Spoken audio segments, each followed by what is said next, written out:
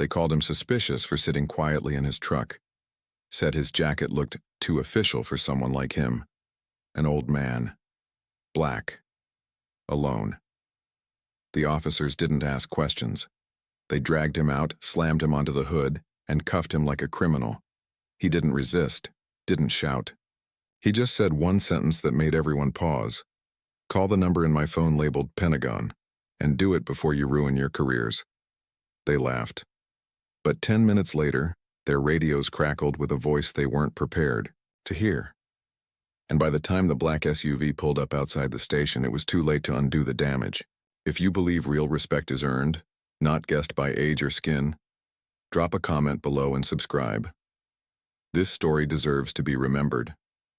Albert Al Redding wasn't trying to stand out. He never did. At 74, with faded jeans, a brown service jacket, and a quiet presence, Al blended in like worn brick on an old wall. That morning he'd left the VA clinic 2 towns over with a refill for his heart meds and a folded thank you letter from a young doctor who recognized the patch.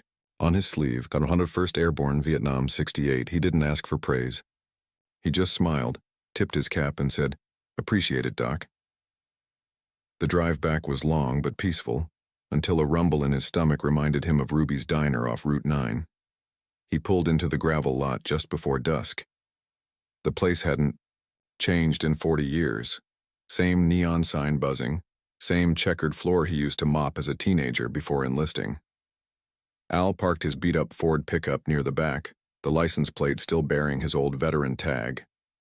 He sat for a moment watching the horizon fade from gold to purple, hands resting on the steering wheel.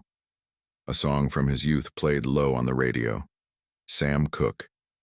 A change is gonna come. 2 local patrol officers sat in their cruiser near the A front, windows cracked, half watching. One of them, young and twitchy, nudged the other. "Hey, that guy's been sitting there too long." The other shrugged. "He looking for something?" The younger cop narrowed his eyes. "Or hiding something." They didn't recognize the insignia, didn't care about the plates. All they saw was an old black man in an oversized coat, in the wrong place, looking too calm for their comfort. Inside the diner, Al greeted the waitress with a nod. "Just coffee tonight," he said gently, choosing a booth by the window. The place was quiet, a couple eating pie, a tired trucker scrolling his phone. No one noticed the squad car repositioning near the exit, but Al did. He'd seen that. Looked before, back in 71 at a checkpoint outside Pleiku. Young men with weapons and too much fear in their eyes. He didn't expect trouble, but he knew how fast it could find you. Al stepped outside just after 7:30 p.m., the night air sharp with autumn chill. He adjusted his jacket, pulled his cap down low, and reached for the driver's side door. Behind him, gravel crunched. "Hey, sir," a voice barked, too forceful to be polite. "Step away from the vehicle." Al turned slowly.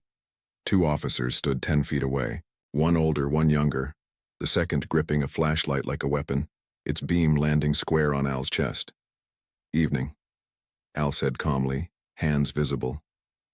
"Everything all right, officers?" The older one, badge reading Ramsey, took a step forward. "That your truck?" "Yes, sir." "Mind telling us what you were doing out here?" "Stopped for a coffee."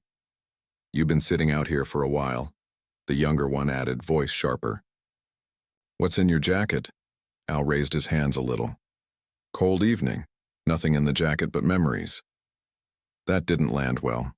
The younger one scoffed. "License and ID." Al moved slowly, speaking each word with care. "It's in my left pocket. Military ID, too." Ramsey tensed. Real slow. Al pulled out his wallet, opened it, and handed over the ID card. Faded but clear. Name, service number. A picture of a younger version of the man standing before them. The older officer glanced at it, then at Al. "Nice print job," he muttered. "You buy this online?" Al blinked once. "Excuse me?" The younger officer, badge reading Holt, chimed in. "You don't look like a paratrooper to me." There it was. Not curiosity. Not protocol. Just disbelief wrapped in contempt. I served in Vietnam. 101st Airborne, Al said plainly. Bronze Star. I got paperwork in the glove box if you want to check. But Holt was already circling the truck. Back of the car, hands flat, now.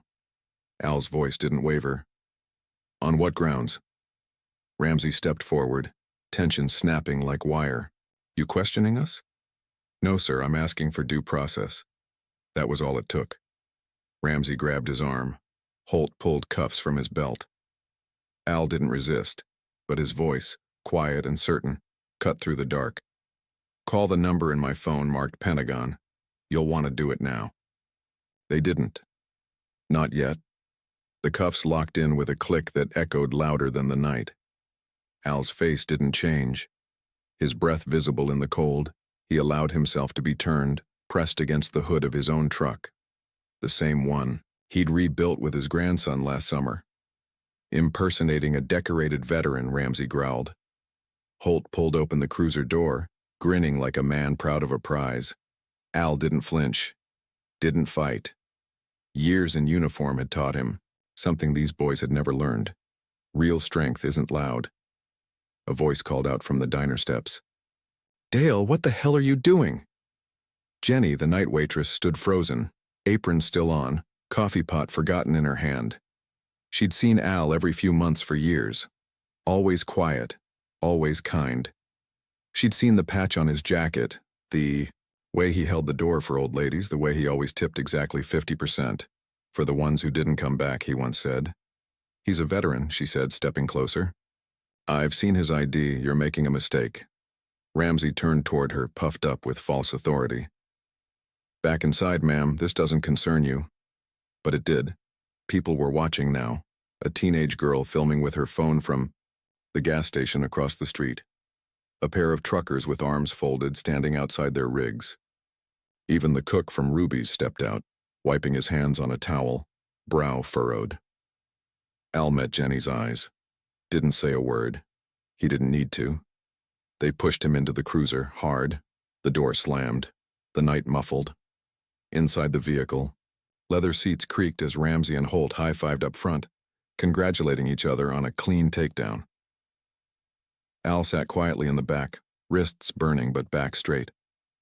He looked out the window at Ruby's neon glow fading behind him. In his pocket, his phone remained untouched. On the lock screen, a photo of Al in uniform, arm around his late wife, both smiling outside Fort Campbell. His voice finally broke the silence inside the cruiser. Before you get too proud of yourselves, he said, calm as ever. Call that Pentagon number. The woman who answers used to report to me. The laughter stopped. But the damage had already begun. The Greystone police station sat behind a faded courthouse, squat and gray like it had grown tired of pretending to care. Inside, fluorescent lights buzzed overhead as Holt marched Al through the front entrance. The desk sergeant didn't even glance up, just slid a clipboard across the counter. Impersonation of a federal officer. Holt muttered with smug certainty. Resisting, too. Al said nothing. He'd marched through jungles with shrapnel in his leg and carried dying men across mud rivers.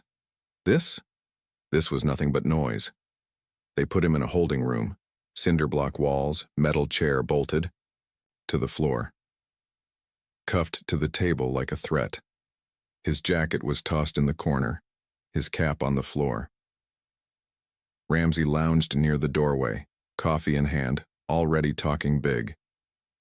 Gonna be on the news for this one, he told Holt. Maybe a commendation. Holt laughed, loud and unfiltered. You see that badge? Looked like it came from a Halloween shop. Al sat still, breathing slow, watching the clock tick toward midnight. Then the door creaked. Not slammed, creaked. An older man stepped in, badge crooked on his chest, sleeves rolled halfway up.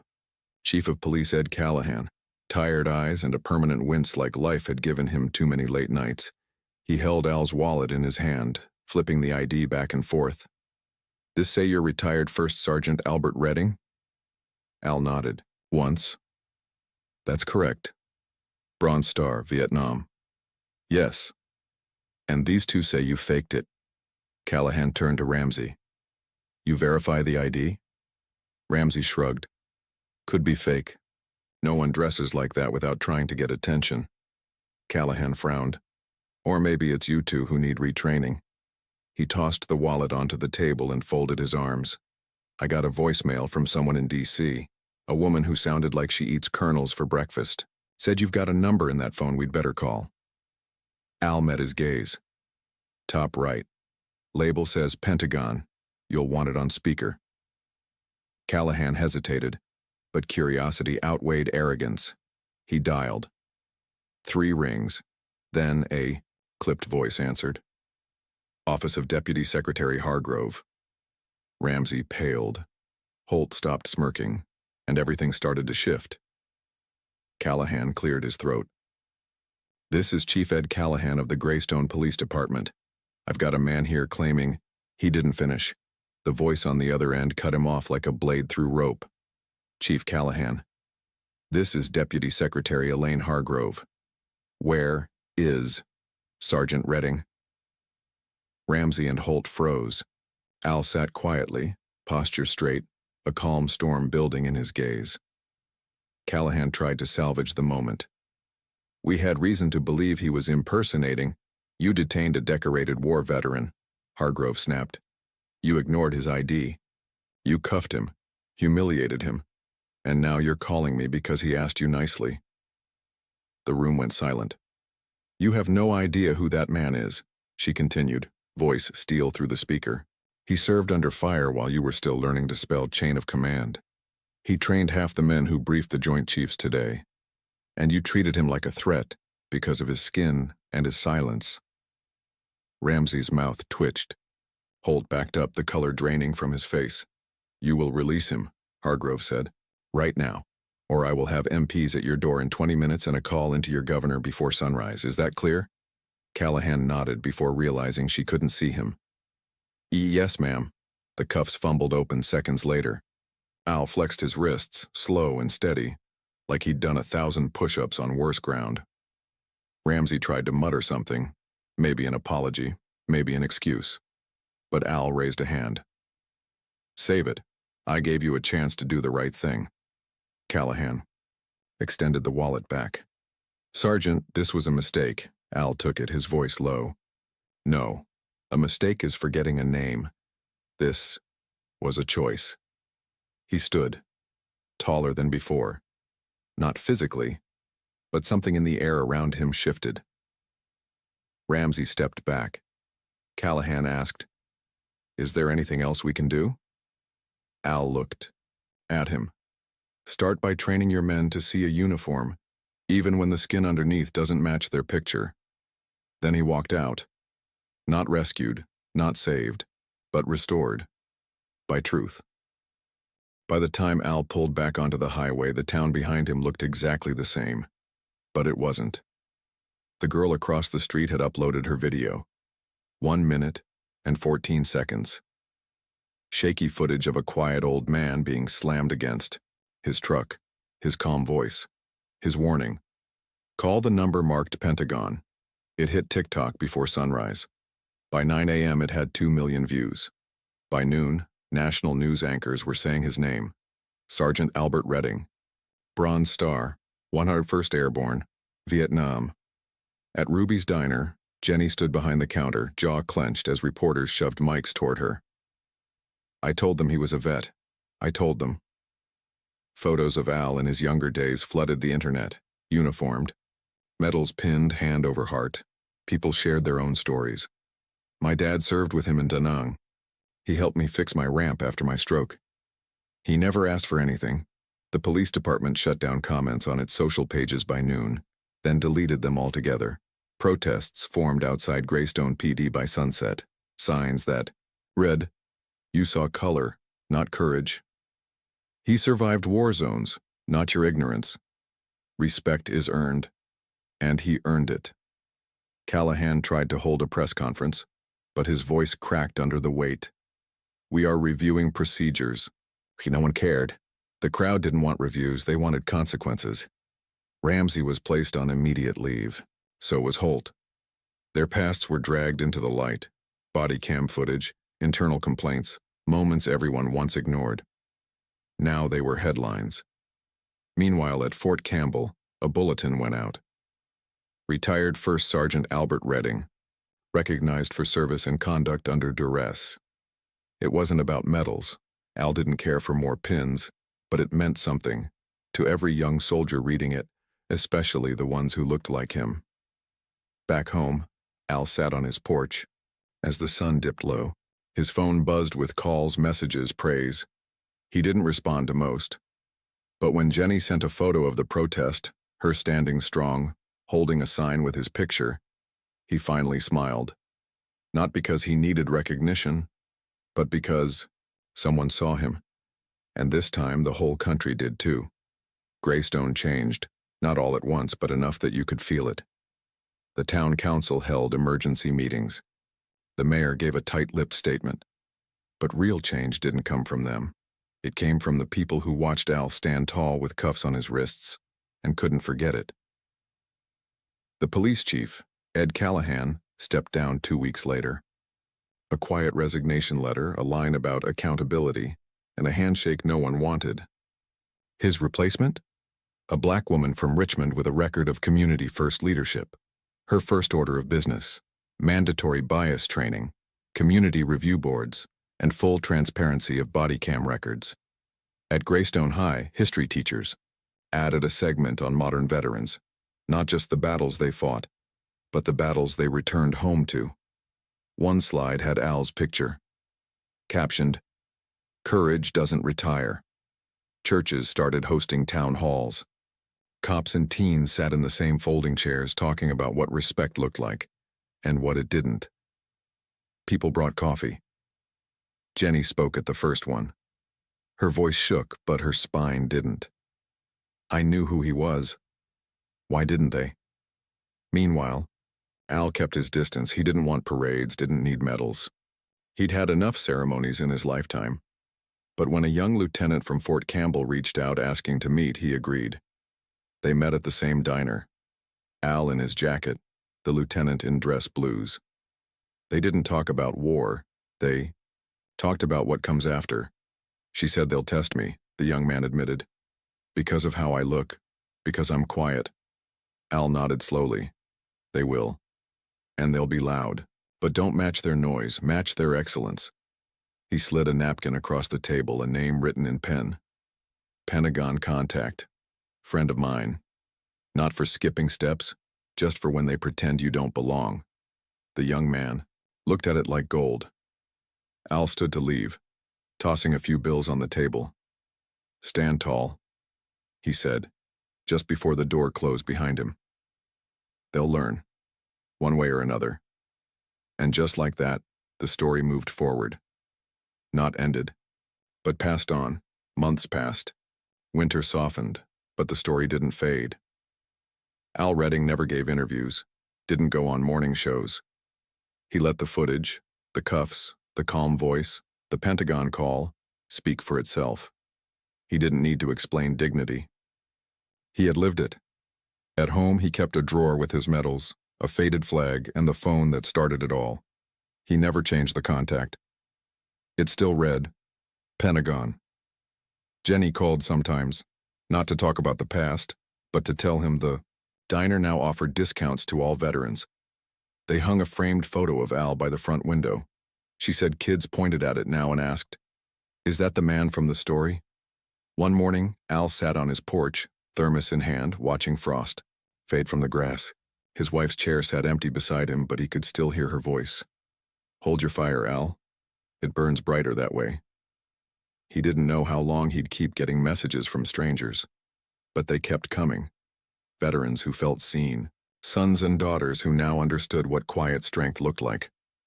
One message stood out. From a retired colonel in Florida. It said simply, "I served beside you once, I remember. Thank you for standing tall when they couldn't see." He printed it, folded it, put it in the drawer next to his bronze star. As for Ramsey and Holt, they didn't bounce back. Holt vanished from town, his social media scrubbed. Ramsey? Seen bagging groceries at a local mart. The same people who once ignored Al now avoided Ramsey's eyes. No rage, no revenge, just a shift. That's how poetic justice lands when it's done right, not loud, but lasting. That night, Sheila's old gospel playlist came on. One track echoed louder than the rest. This little light of mine, I'm gonna let it shine. Al chuckled to himself, not out of pride, but peace. Because sometimes all it takes is one quiet man to remind the world what respect looks like and who truly deserves it. If this story made you pause, if it reminded you that real heroes don't wear ego, they wear scars, silence, and history, then hit that like button to honor every veteran who never asked for praise. Comment below where you're watching from, and if you've ever met someone like Al. And if you believe these stories deserve to be remembered, subscribe, not for us, but for them.